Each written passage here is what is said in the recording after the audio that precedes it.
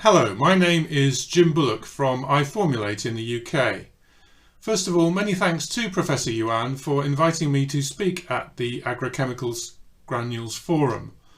And my subject today is granule formulations today and the future.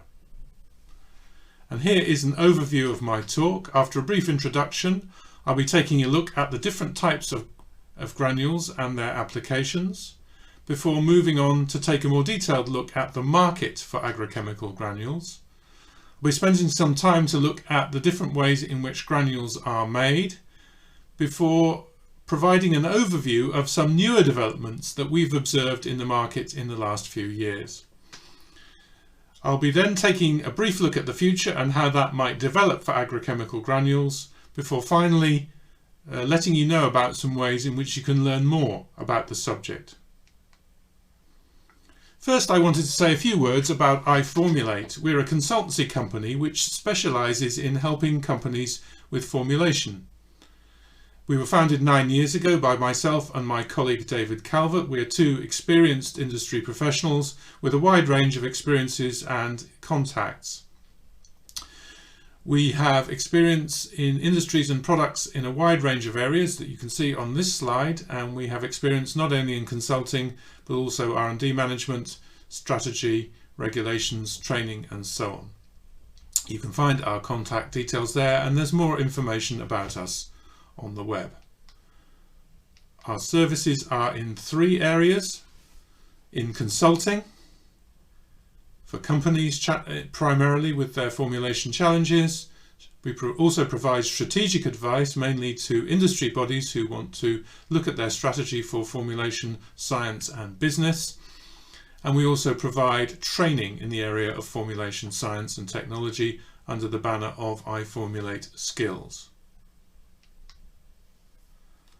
So first of all, let's look at the different types of granules in agrochemicals and their applications. So the first type we wanted to take a look at have a number of different names, but they're all the same thing. So you have water dispersible granules, sometimes called WG or WDG. They're also known as dry flowables, DF formulations. We'll be using the abbreviation WG today. And what are they? They are free-flowing, non-dusty granules of diameter between 0.5 and 2 millimeters. They are intended to disintegrate and disperse readily in water in the spray tank. So these are for spray application. And in the spray tank, they form a suspension of insoluble active ingredient particles. Now, soluble granules are quite similar to these, but these instead disintegrate to form a solution of soluble active ingredients. So these are what you would call the granules if the active ingredient is soluble, but otherwise they're very similar to WG formulations. There are several ways of making these, and we'll cover those later. They are popular in the market, and we'll see that later as well, and they can be used to replace WP wettable powder formulations. What would we say that the advantages of WG formulations are? They are free-flowing, a little bit like liquids. They're therefore easy to pour and measure. They're not dusty. You can get a high active ingredient content in WG formulations. They disperse readily in the spray tank. They have, on the whole, good storage stability and also a reduced hazard to the skin if they are spilt. And that solid as opposed to liquid nature makes the spillages less of a problem to clear up. What are some of the disadvantages? Well, these are mainly around production. Some of the manufacturing methods involve potentially capital expenditure and relatively high production costs. We're talking about multi-step processes to manufacture these granules, and also you may need to put in some recycling to recycle dusty material. Let's talk about another form of granules, GR, and these are for dry application, so not for spray tank application. These are free-flowing solid formulations with most particles between 250 and 1000 microns in diameter. As I've said, these are for dry application, in other words, direct soil application or in furrow application, typically of herbicides and insecticides. These granules disintegrate in the soil to release the active ingredient. The advantages of these include low drift and low losses due to their relatively large particle size. They are popular in the market as well, and we'll have to take another look at that later. And again, they have several manufacturing options. We'll take a look at those later as well. So the advantages of GR formulations: they are free-flowing, easy to pour and measure. They're also not dusty. They can be made to disperse, and we'll come on to an application for that in a moment. That's on smart granules for rice paddies. You can also build them to form very large jumbo granules, which may be easier to apply in some situations. They have good storage stability. On the disadvantages side, care must be exercised to choose carriers with good absorptive capacity. And it is often the case that granules that disperse well may not be mechanically robust. So there may be some compromises to be made.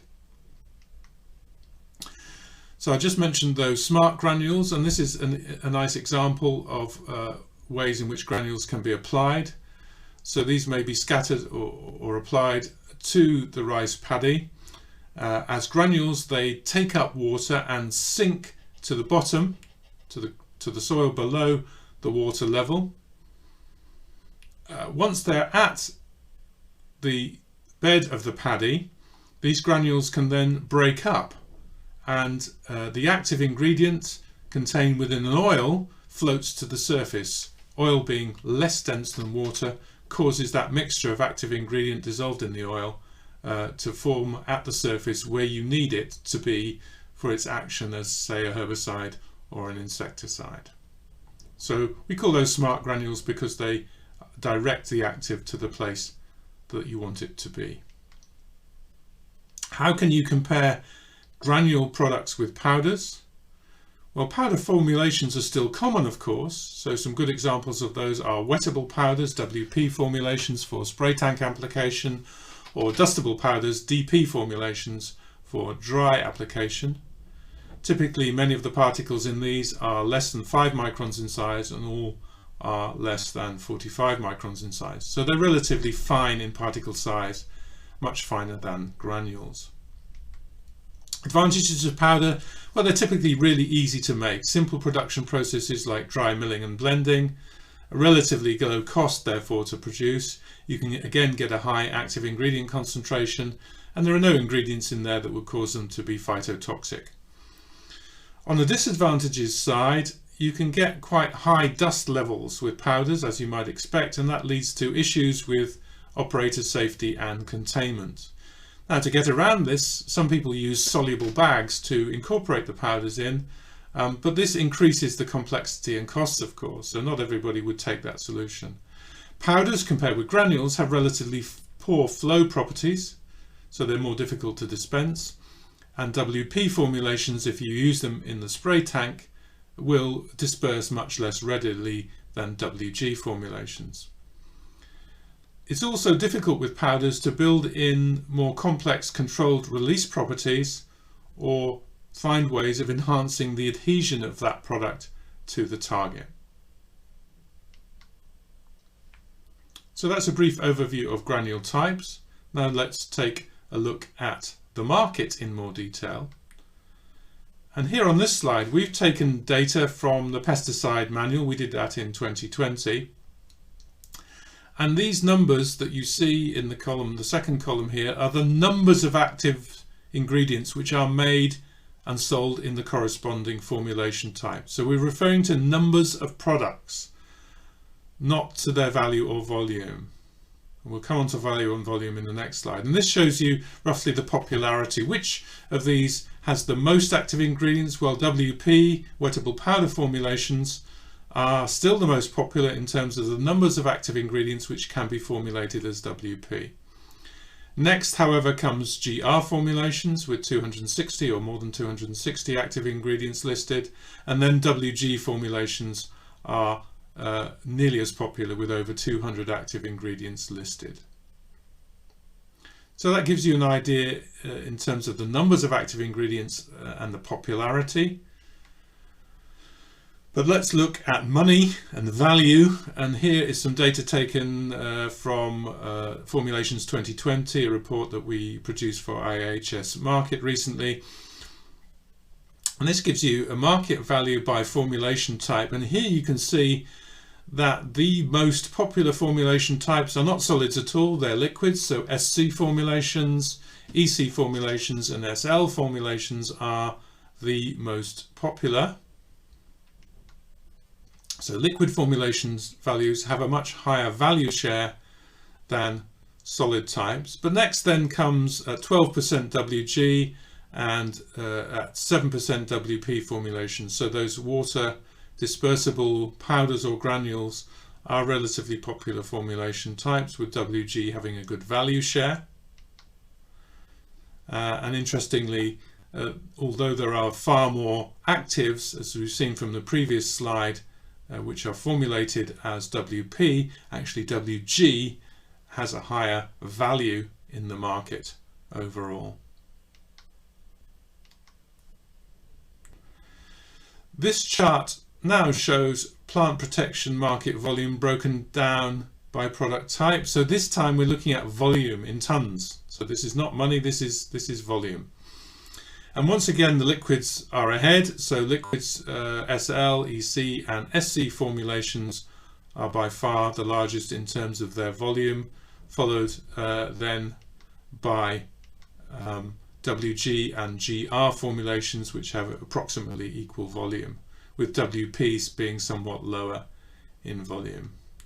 And that implies that WG products are somewhat higher in their value per kilogram than WP and GR on average, of course. So WG tend to be relatively higher value products. Let's look now at some ways in which granules can be manufactured.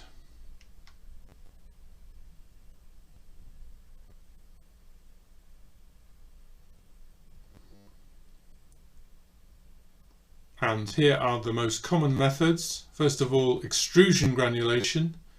This is suitable for most materials.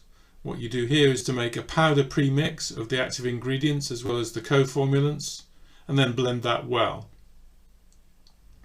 You then dry mill to about 10 to 30 microns in size if you're using a mechanical mill such as a hammer or a pin mill, or rather finer 2 to 10 microns if you're using an air jet mill.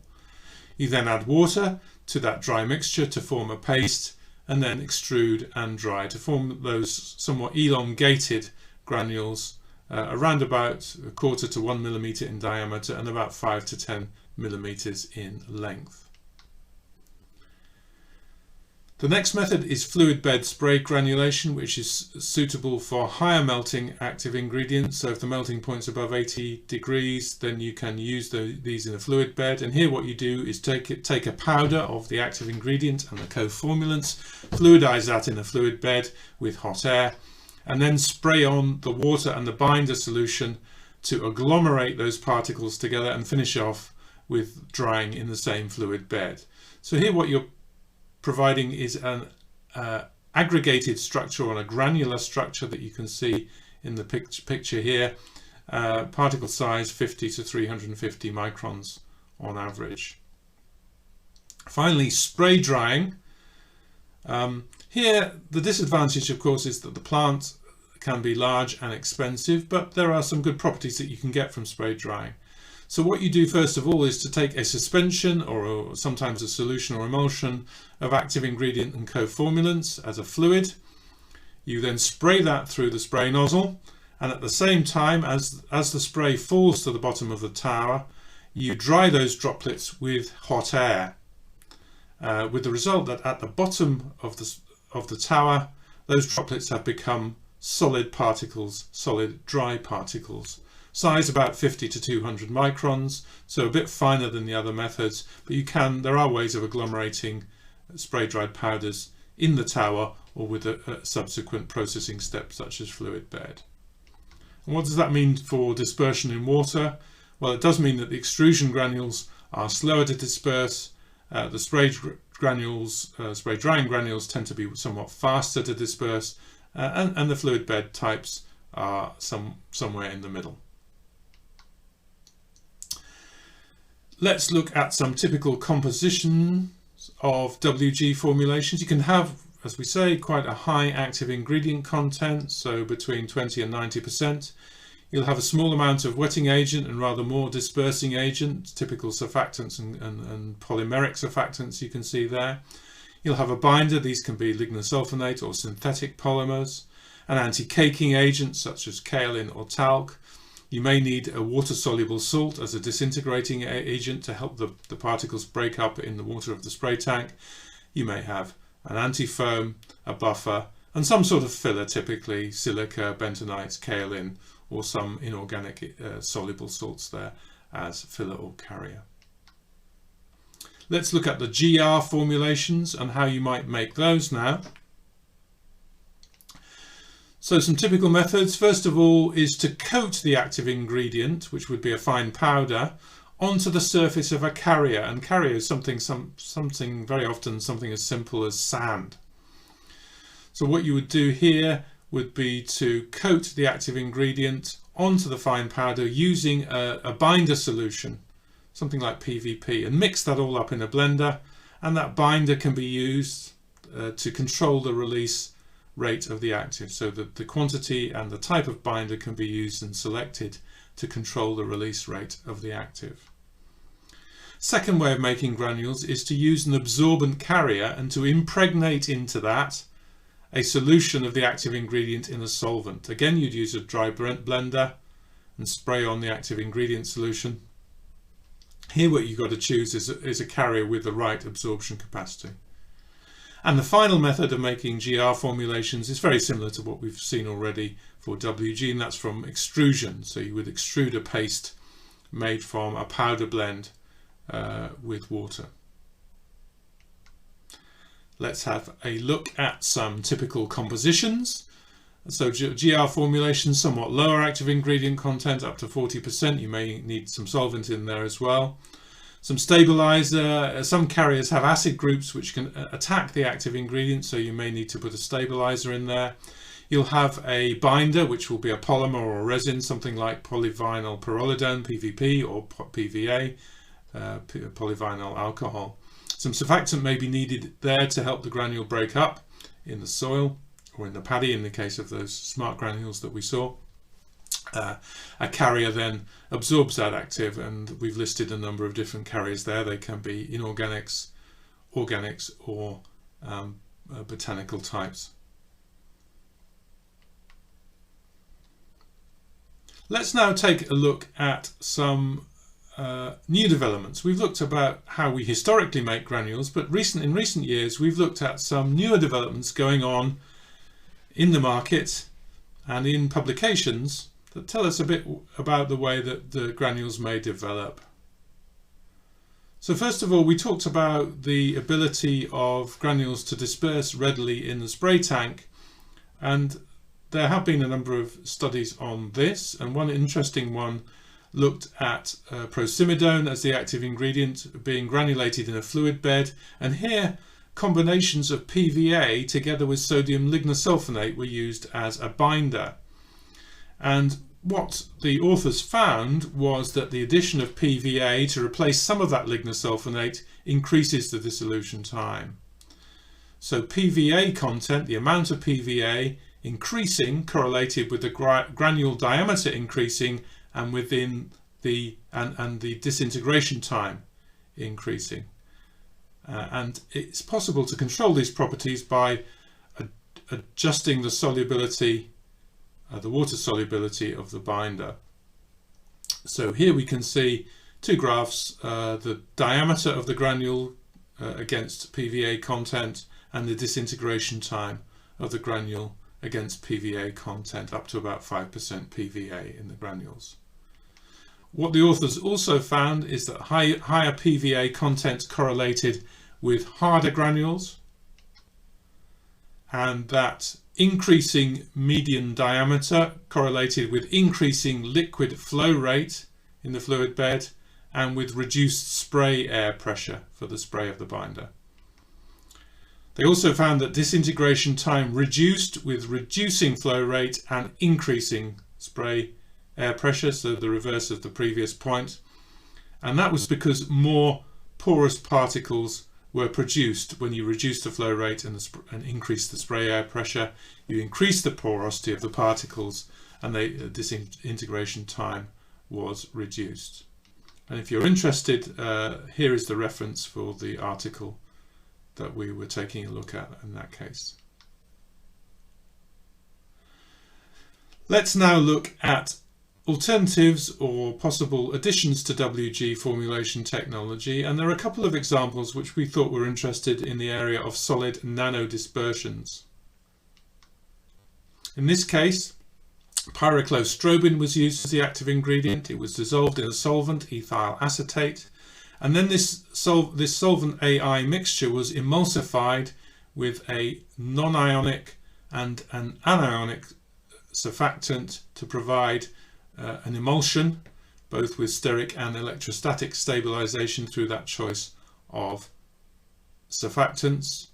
These self-emulsified to form a nanodispersion, and here you can see the particle size results from differential light scattering and from SEM image analysis, showing a particle size of the order of a few tens of nanometers, so 10, 20, 30 nanometers in diameter. This mixture, which was a suspension, a nanodispersion, was then added to a water-soluble carrier, lactose, and this mixture was then dried to form a solid nanodispersion, and at the same time the water was removed but also the solvent. So you had here a nanodispersion of active ingredient embedded in a lactose particles. And compared with a conventional WG formulation, the new formulation showed better leaf retention, a lower contact angle, and better antifungal activity than the WG formulation. And here again is the reference if you care to follow the article yourself. Another example was actually rather similar. So in this case, emamectin benzoate was used as the active, again dissolved in ethyl acetate to form the organic phase. Emulsification again with two surfactants. Mixing with a carrier solution, a soluble carrier, this was sucrose. In this case, freeze drying was used to provide a solid nanodispersion, around about 15% active ingredient, 20% surfactants, and the rest was carrier. And here again you can see the particle size. In this case, these particles came out a little bit larger, around about 100 nanometers or so in diameter. And again, better properties were seen, so better wetting of the leaf surfaces, better retention on the leaf, and a higher bioactivity than the conventional WG formulation. And here is the reference should you care to follow that article. We also took a look at controlled release GR formulations, and there are several recent examples of publications. So in one example, the authors looked at controlled release granules of pymetrazine for rice paddies. Normally the problem with this active ingredient is that it would hydrolyze very quickly in conventional formulations and degrade. But what the authors did was mix the active ingredient with a carrier, bentonite, with a surfactant, dodecane sulfonic acid sodium salt, and another surfactant, calcium lignosulfonate, and mixed that and kneaded that together.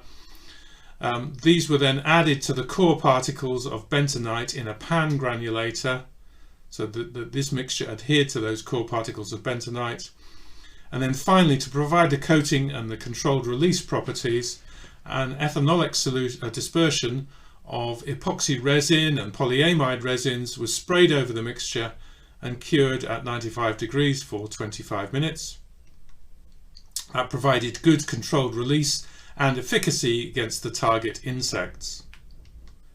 And here's an example. In the blue curve you can see the amount of pymetrazine increasing over a period of 60 days in the water. At the same time, the amount of pymetrazine, and the red curve was remaining in the granule then decreased. So you provided here over 60 days are really controlled release properties. And here again is the reference to the article if you're interested in reading that yourselves. There are further examples, and here are some examples of some products which are becoming commercially relevant as well. And these include Bayer Admire CR, which was a controlled release formulation of imidacloprid, which through that CR formulation provided a lower concentration in the paddy water and the surface soil than a conventional GR formulation would, so improved environmental properties. And the FMC equivalent of that, imidacloprid controlled release formulation, provided longer lasting efficacy, and they found that that required lower active ingredient quality to control the target pests. In further details, we're going to tell you in a moment about Formulations 2020, where you can look at some further examples. We also took a look at patents on granules, and I have to say that patent activity in this area is relatively low.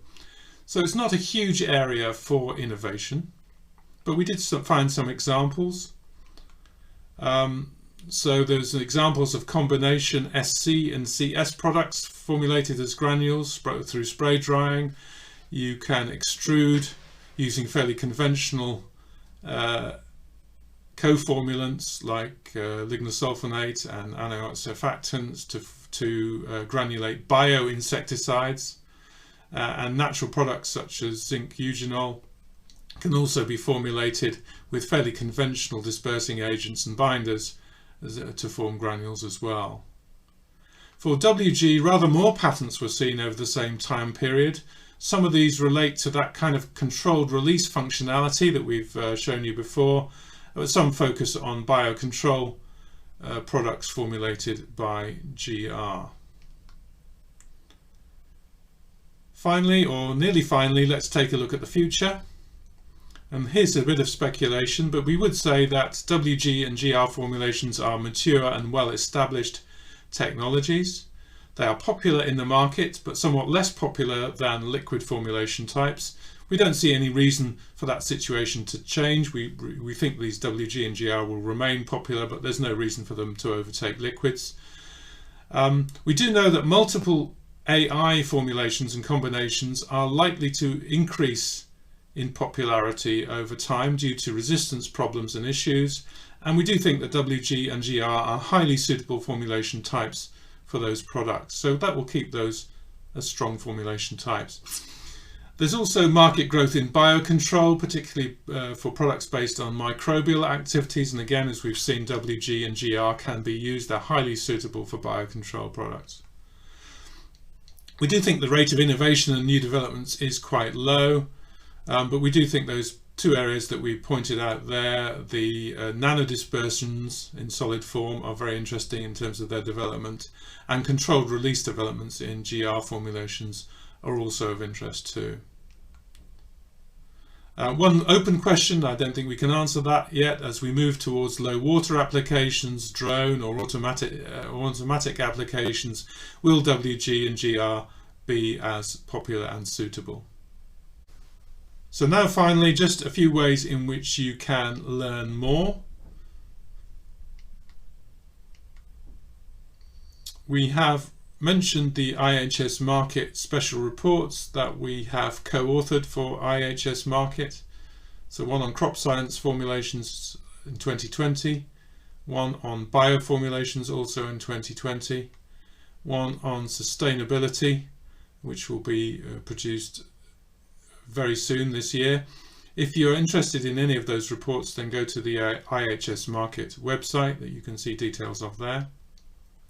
There's also a training course, an online training course that we deliver on behalf of Inform a New Ag International Academy, and there you can see the link, and that's an online live course on Introduction to Agrochemical Formulation Strategies. And finally, of course, our own consultancy services, iFormulate, helping you formulate. Here are our contact details again, and thank you very much for listening. Goodbye.